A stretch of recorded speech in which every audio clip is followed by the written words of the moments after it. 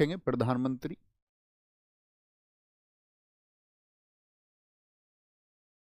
प्रधानमंत्री और संघीय मंत्रिपरिषद। क्या पढ़ना है हमको आज? प्रधानमंत्री और संघीय मंत्रिपरिषद, संघीय मंत्रिपरिषद। प्राइम मिनिस्टर एंड, अच्छा यहाँ पर एक क्वेश्चन मैं आपसे पूछना चाहूँगा और वो क्वेश्चन बड़ा अच्छा होगा। आप मुझे बताइए कि मैंने आपको बताया है जो संघीय कार्यपालिका है, जो संघीय कार्यपालिका है यानी कि जो यूनियन एग्जीक्यूटिव है, वो किस आर्टिकल से लेकर के किस आर्टिकल तक। मैंने जब कुछ कक्षाएं शुरू की थी तो मैंने शुरुआत में आपको बताया था कि यूनियन एग्जीक्यूटिव इतने आर्टिकल से इतने आर्टिकल तक है जिसको हमको पढ़ना है। तो उसमें आपका मैं आंसर चाहूँगा आप सारे लोगों से कि जो संघीय कार्यपालिका है तो हमने पढ़ा था आर्टिकल 52 से लेकर के 78 तक है। बहुत बढ़िया, इलाइट और अजय मीना जी ने एकदम सही आंसर दिया है। इसका मतलब आप अवेयर हैं, फिर ठीक है। 52 से लेकर के 78। तो अभी हम किसको पढ़ रहे हैं? तो ये संघीय मंत्रिपरिषद है यानी संघीय कार्यपालिका के अधीन होगी, यानी आर्टिकल 52 से 78 के बीच में आएगी। तो कौन सा आर्टिकल है? तो यानी कि आज जो हम डिस्कस करने वाले हैं वो हमारे आर्टिकल 74 होगा और आर्टिकल 75 होगा। ओके, क्या क्या हमको इसमें पढ़ना है नोट बना के लिखना। पहले लिखेंगे आर्टिकल 74। आर्टिकल 74, आर्टिकल 74 कहता है राष्ट्रपति की सहायता एवं सलाह हेतु, राष्ट्रपति की सहायता एवं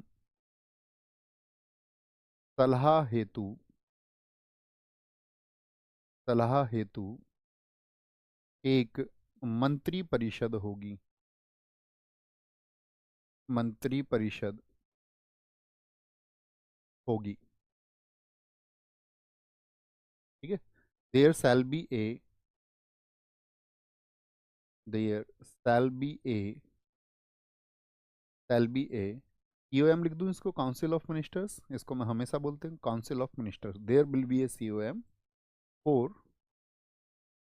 for aid and advice for president. क्या काम है भाई साहब इनका? राष्ट्रपति की सहायता करेंगे और राष्ट्रपति को सलाह देंगे। अब मेरा क्वेश्चन आप सब लोगों से ये होगा, मुझे बताइए कि राष्ट्रपति हमारे यहाँ पर कार्यपालिका के नाम मात्र के प्रमुख हैं या वास्तविक प्रमुख हैं? तो आप कहेंगे भैया राष्ट्रपति को नाम मात्र का प्रमुख कहा गया है, उसका कारण क्या है? तो उसका कारण यही है कि आप सब लोगों को एक विचार करना होगा। शुरुआत में जब हमारा संविधान बना तो हमारा राष्ट्रपति का जो पद है वो इतना कमजोर नहीं था। राष्ट्रपति पद के पास में शक्तियां थी कि ये जो सलाह ये देता था मंत्रिमंडल, उसको वो अस्वीकार कर देते थे। लेकिन इंदिरा गांधी जी ने यहाँ पर राष्ट्रपति की शक्तियों को कमजोर किया और प्रधानमंत्री की शक्तियों को बढ़ाया। आप जानते हैं उन्होंने एक संविधान संशोधन किया था जिसको हम मिनी कॉन्स्टिट्यूशन कहते हैं। मतलब बहुत सारे बदलाव किए उन्होंने और फोकस में यही था कि जो आपका प्रधानमंत्री की शक्तियां बढ़ जाए। तो वो है आपका 42वां संविधान संशोधन, 42 कॉन्स्टिट्यूशनल अमेंडमेंट 1976। अब उसमें क्या हुआ था कि जो सलाह ये देती है, मैंने बताया आपका सहायता और सलाह के लिए होगा, तो जो सहायता और सलाह ये देंगे मंत्रिमंडल, तो उसको मानना पड़ेगा या उसको अस्वीकार कर सकते हैं। तो 1976 में एक बात की गई कि इस सलाह को मानना ही पड़ेगा, मतलब उनको बाइंड कर दिया गया, इस बात के लिए बाउंड कर दिया गया कि आप बाध्य हैं, इस सलाह को मानना ही पड़ेगा। इससे पहले ऐसा नहीं था, यानी इससे पहले जो राष्ट्रपति थे उनके पास में शक्तियां थी कि वो उस सलाह को अस्वीकार कर सकते थे, बाध्य नहीं थे उसको मानने के लिए, चाहे तो मान ले और चाहे तो ना माने। लेकिन 1976 से ये किया गया कि अब इस सलाह को मानना ही पड़ेगा। तो किसने किया था? ये इंदिरा गांधी जी ने। तो राष्ट्रपति साहब तभी से क्या हो गए? नाम मात्र की कार्यपालिका के प्रमुख हो गए, नॉमिनल हेड बन के रह गए। ठीक है, तो क्या बोलेंगे यहाँ पर? अब मैंने बताया आपसे जो सलाह होगी, ये जो सलाह होगी साथी, इसके लिए क्या होंगे? वो बाध्यकारी होगा, बाध्यकारी होगा। बाध्यकारी का मतलब उसको बाउंड कर दिया गया राष्ट्रपति को। राष्ट्रपति साहब इस सलाह को मानने के लिए बाध्यकारी होंगे, made binding by, made binding by इसको बाध्यकारी बनाया गया। किससे बनाया गया? 42वां संविधान संशोधन 1976। और किसने किया था ये? पीएम कौन थी बताएंगे एक बार? तो आप कहेंगे पीएम थे यहाँ पर भैया, पीएम थी यहाँ पर इंदिरा गांधी। इंदिरा गांधी जी ने राष्ट्रपति साहब की शक्तियों को कमजोर कर दिया। ठीक है।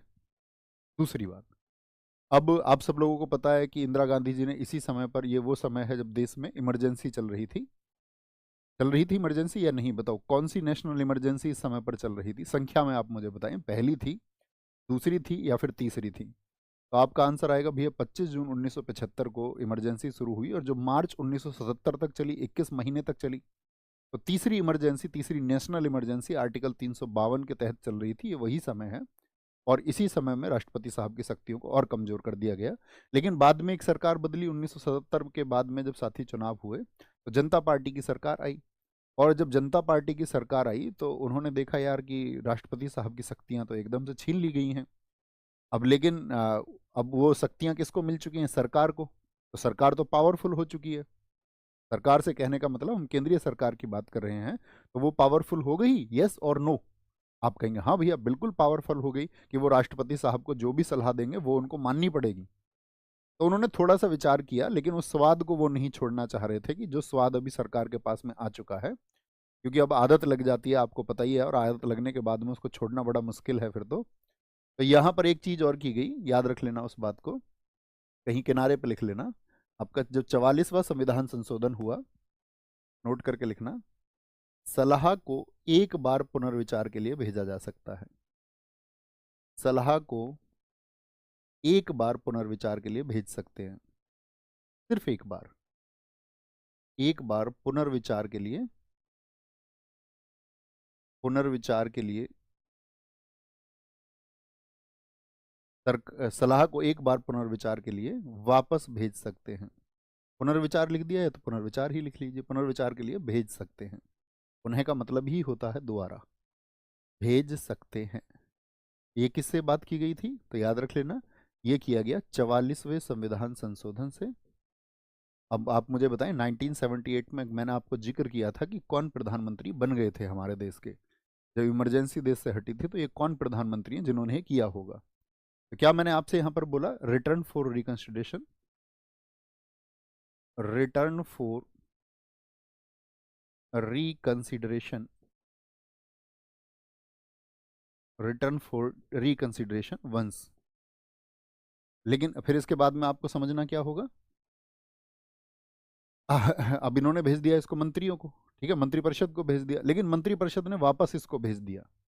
तो फिर क्या करना पड़ेगा? तो आप याद रख लेंगे, if again it is return then president is binding to accept it. यानी अगर इसको दोबारा भेजा जाता है तो राष्ट्रपति साहब इसको मानने के लिए बाध्य होंगे। बात क्लियर है? कोई दिक्कत तो नहीं? बहुत बढ़िया, सारे साथियों ने बताया। मोरारजी देसाई थे। मोरारजी देसाई इस टाइम पर कौन थे? हमारे प्राइम मिनिस्टर थे। तो जो सलाह और सहायता समझ में आ गई, इस बात में कोई दिक्कत किसी को नहीं होनी चाहिए। ठीक है, कोई परेशानी नहीं होनी चाहिए। तो यहीं से हमारे राष्ट्रपति को क्या बोला गया कि राष्ट्रपति तो अब रबर की स्टाम्प बन के रह गया। भाई रबर की स्टाम्प ही तो रह गया, अब वो उसका अपनी तो सिर्फ एक बार रिकंसिडरेशन के लिए भेज सकता है। तो रबर की स्टाम्प कहा जाता है किसको? रबर की स्टाम्प। तो हमारे राष्ट्रपति को रबर की स्टाम्प क्यों कहते हैं? क्योंकि अब वो उन्होंने कुछ आपका भेजा, इनको एक सलाह दी, अब इन्होंने बोला ठीक है भैया इस सलाह को देख लीजिए दोबारा, लेकिन उन्होंने फिर से भेज दी, तो इनको तो अब तो क्या है, मोहर लगानी पड़ेगी उस, अब तो इनको मोहर लगाना पड़ेगा। सर 8वें वेतन आयोग के बारे में कुछ बता दो। 8वें वेतन आयोग के बारे में तो साथी फिर अलग से एक सेशन रखना पड़ेगा। दरअसल में इसमें क्या है, जो 7वां वेतन आयोग था पिछला, वो 2016 का था आपका। तो वेतन आयोग का मतलब होगा कि जितने भी जो सरकारी कर्मचारी हैं उन सबके वेतन बढ़ेंगे। ठीक है, तो बल्ले बल्ले हो जाएगी, तुम भी भविष्य में सरकारी कर्मचारी होगे तो एक वेतन जो वृद्धि होगी, यानी आपके जो अलाउंसेस हैं या बेसिक पे है उसको बढ़ाया जाएगा। ठीक है, कोई दिक्कत कोई परेशानी? आगे आएंगे, चलिए जी, कोई दिक्कत? हाँ, खुशी मनाओ इस बात की। बहुत बुरा किया सर आयरन लेडी ने। क्यों, तुम्हारी शक्तियां थोड़ी छीनी है। आप कहेंगे हाँ, अगर हम संवैधानिक रूप से देखें तो राष्ट्रपति को यहाँ पर कमजोर किया गया। अगली बात क्या आती है? हमारा अगला आर्टिकल आता है आर्टिकल 75। आर्टिकल 75 कहता है प्रधानमंत्री की नियुक्ति।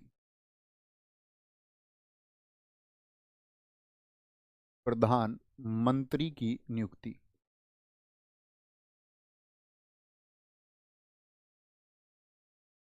Appointment of prime minister. Appointment of prime minister किसके द्वारा होगी? तो ये बात याद रख लेना हमेशा, ये हमेशा होगी किसके द्वारा? राष्ट्रपति के द्वारा। और मैंने राष्ट्रपति द्वारा नियुक्तियां आपको पढ़ाई थी, तो क्या प्रधानमंत्री राष्ट्रपति के प्रसाद पर्यंत होते हैं? यस और नो, ये आपको बताना है।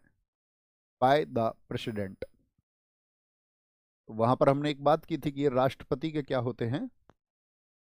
During the pleasure of president होते हैं, राष्ट्रपति के प्रसाद पर्यंत होंगे during the pleasure of president. इस बात का मतलब भी हमने समझा था कि राष्ट्रपति के प्रसाद पर्यंत, तो क्या राष्ट्रपति इनको जब चाहे तब हटा सकते हैं? तो आप कहेंगे नहीं, वो बात इसलिए थी कि अगर ये आपका जो बहुमत है, जो बहुमत दल का नेता ही प्रधानमंत्री होता है जिसके पास मेजोरिटी है, लेकिन कभी भी ये अविश्वास प्रस्ताव में नो कॉन्फिडेंस मोशन आएगा, अगर इन्होंने अपना बहुमत सिद्ध ये नहीं कर पाए तो राष्ट्रपति साहब इनको फिर हटा सकते हैं। तो इसका मतलब ये अधिकार राष्ट्रपति को दिया गया है इनको हटाने का, किस स्थिति में? जब ये बहुमत पूरा ना कर पा रहे हों। क्योंकि मान के चलो बहुमत पूरा नहीं हुआ, और बहुमत समझते हैं, जैसे आप मुझे पहले थोड़ा सा ये बताएं कि अभी वर्तमान में लोकसभा में कितनी सीटें हैं? तो आप कहेंगे 543 हैं। तो 543 का आधा कितना होगा? 543 का आधा 50% हो गया। तो 50% कितना हो जाएगा आपका? आप कहेंगे भैया कितना, 27 दूनी 54 हो गया, और आपका इससे एक ज़्यादा चाहिए। तो 27 दूनी 54 270, और 271 हो गया एक बार। तो कितनी सी आपका चाहिए? 271 प्लस एक, यानी कुल मिलाकर के कितने लोग होने चाहिए? 272 लोग होने चाहिए। 272 लोग होने चाहिए लोकसभा में, 271 प्लस एक। तो तभी क्या आएगी? मेजोरिटी आएगी। अब मान के चलो किसी वजह से, कई बार तो ऐसा होता है ना, किसी एक पार्टी को मेजोरिटी नहीं मिल पाती है, और अगर किसी एक पार्टी को मेजोरिटी नहीं मिली, जैसे मान के चलो बीजेपी की अभी सरकार है, और बीजेपी अगर इन चुनावों में 100 सीट जीत पाती, मान के चलो, एज्यूम करो, और बीजेपी के जो अन्य आपका सहायक हैं, सहायक वो जीत पाते, कुल मिलाकर के आपका कितनी सीटें, अन्य तोड़ मरोड़ के वो सीटें हो जाती टोटल 150। या कुछ पार्टी पक्ष के लोग इसको बुरा ना मान जाए, ये 150 कर लेते हैं, ये 100 कर लेते हैं। ओके, बुरा नहीं मानना, बस सीखना है। तो कितनी सीटें हुई टोटल कुल मिला के? 250 हुई। तो 250 हुई तो क्या बहुमत सिद्ध हो रहा है? मुझे बताएं हाँ या ना। या अभी इन्होंने जोड़ तोड़ के किसी वजह से 22 लोग अपने साथ और मिला लिए, तो क्या हो जाएगा? बहुमत पूरा हो गया। लेकिन कुछ समय बाद क्या है, इसमें से दो लोग जो हैं, दो लोग इससे हट जाते हैं, और दो लोग जो हैं इनके साथ में नो कॉन्फिडेंस मोशन, अविश्वास प्रस्ताव जब आता है उसमें वोट नहीं करेंगे।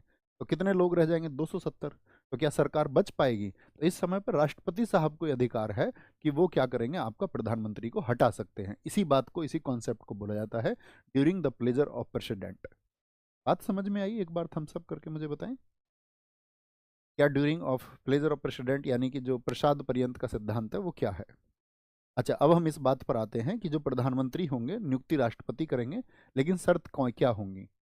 प्रधानमंत्री की जो नियुक्ति होगी वो बहुमत दल का नेता होगा। बहुमत दल का नेता होता है, बहुमत दल का नेता होगा, यानी जिसको बहुमत प्राप्त है उसका एक नेता होगा, वो लीडर ऑफ द, उसके पास बहुमत है। अच्छा, ऐसा भी तो हो सकता है भैया, शर्त ये भी तो हो सकती है कि भाई बहुमत प्राप्त ना हो, तब किसको नेता बनाए?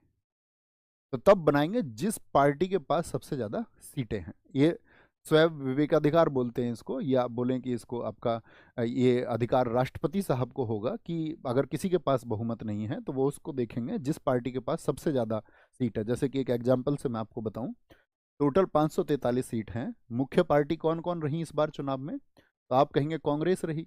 अब एक स्थिति पर विचार करना, और बीजेपी रही।